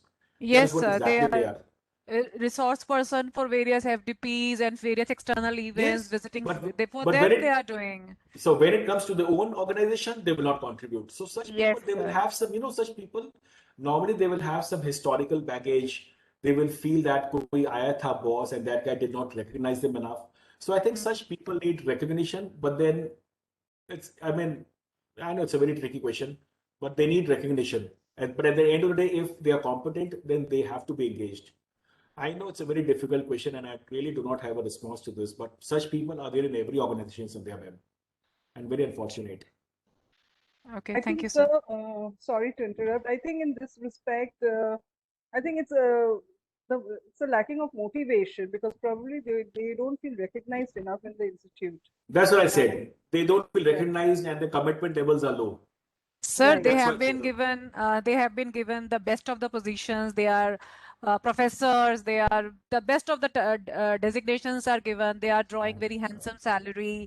Every event they are heading. By even sir, if they are not voluntarily willing to participate, then also by default we have to put their name as in the leading positions in the event. So that becomes very unfortunate that when it comes to support, it's a zero support. But when it comes to recognition or any award or anything, they are taking the limelight. So I think we need to learn lessons from such people and make sure that whenever you reach that level, we reach that level. It's important Yes, that we sir. Yes, set the sir. right examples for our subordinates. Yes, And at the sir. end of the day, it's important to set the right example for people working with you. They should look up to you in terms of your behavior, in terms of your work ethic, in terms of your leadership style, and they should say that I want to be like this person. Yes, This sir. person is so selfless. And We should. academia is about being selfless, and academia is about collaborating. I and Dr. Pankaj Madan, our relationship goes back to more than a decade, right?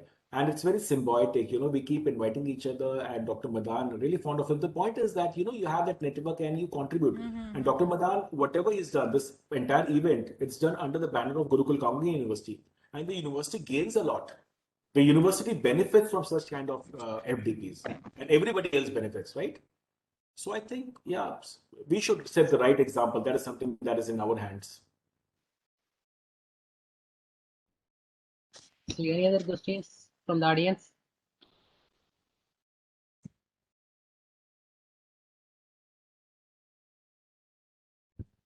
So no other questions, then okay, we will move forward. So may I request reporter Dr. Sandhya Sharma to summarize the session. So over to Sandhya Sharma. Okay. A very warm good morning to everyone. It's a pleasure to be a rapporteur for this insightful session of Professor Amit Mittal.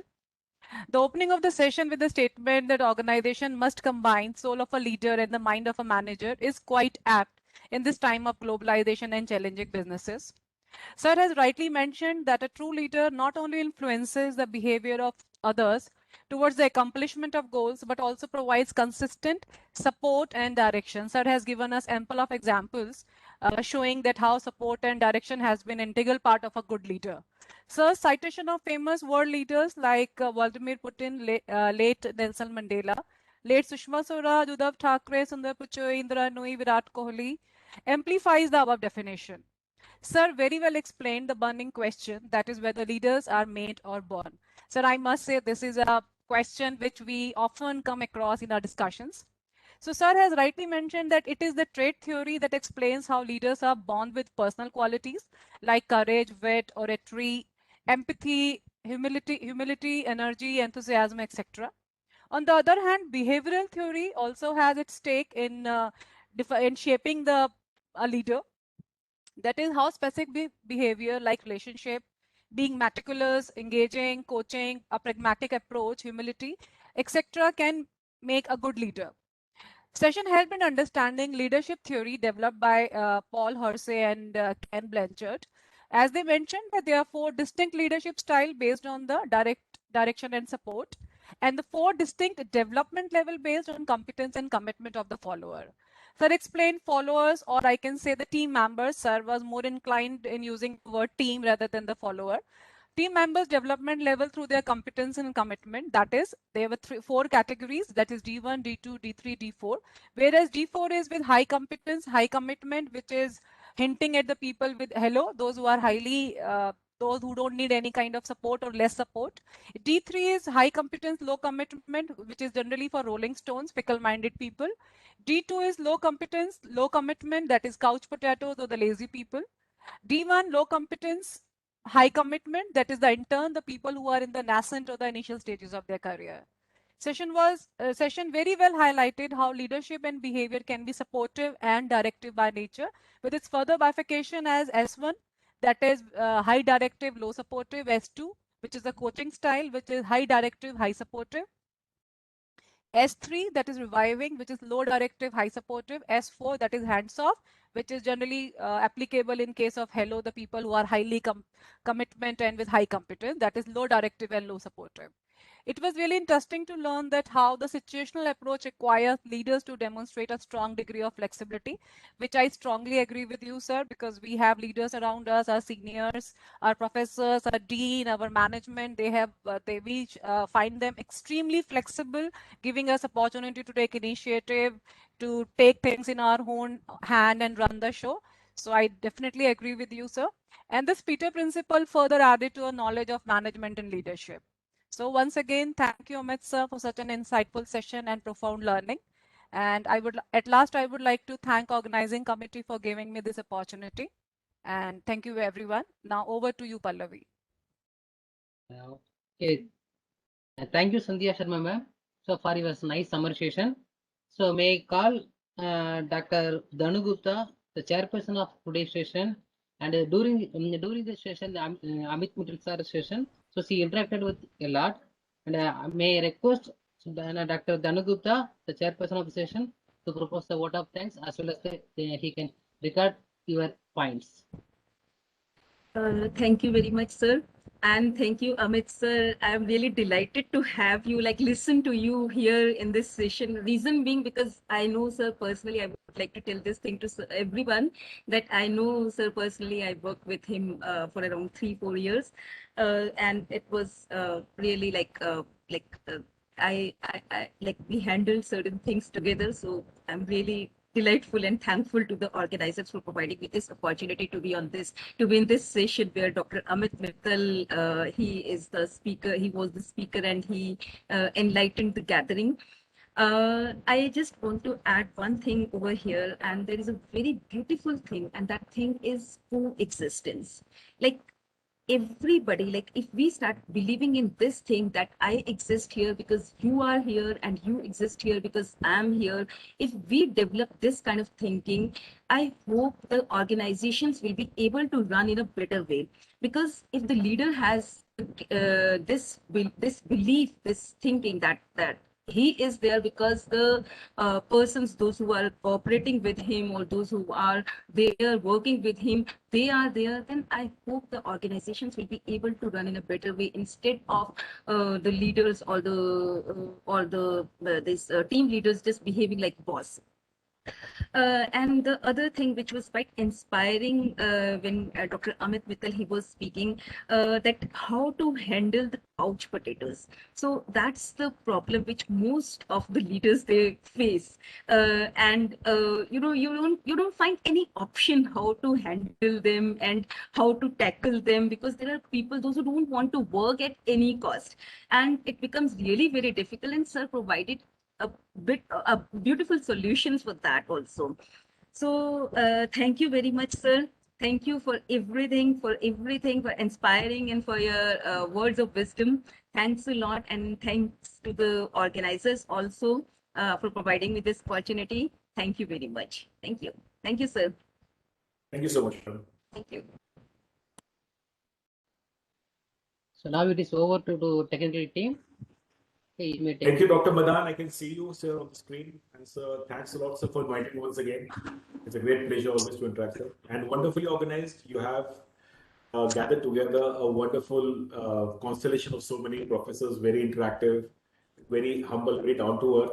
And somewhere I think we just got a little bit into politics at some time, but then, I tried to make sure we move into sports and organizational leadership. So we are passing through very difficult times as a country. So I think we all need to be together, and bless India, bless all of us, and we should all stay healthy. And I think as academia, as academics, we all have a very important responsibility of making sure that we spread the right message in the community. So thank you so much, Madan sir, once again. Thank you, sir.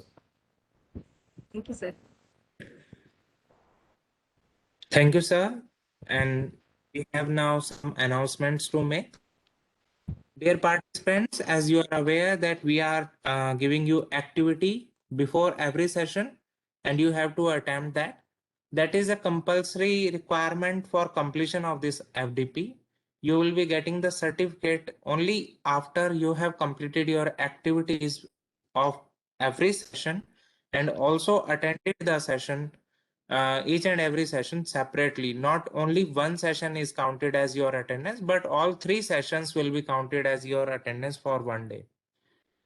So as I have seen the responses from the participants, that a lot of the participants have not yet filled the activity form, which is shared in the group as well as in the email. So do check your email regularly and pay attention to the information shared in the group as well. Fill the activity forms and fill the responses which you are required to before the session. So we now have a 5-minute break. You can freshen up yourself, and we will be beginning at 12:05 after 5 minutes. And you have any query, then leave in the chat.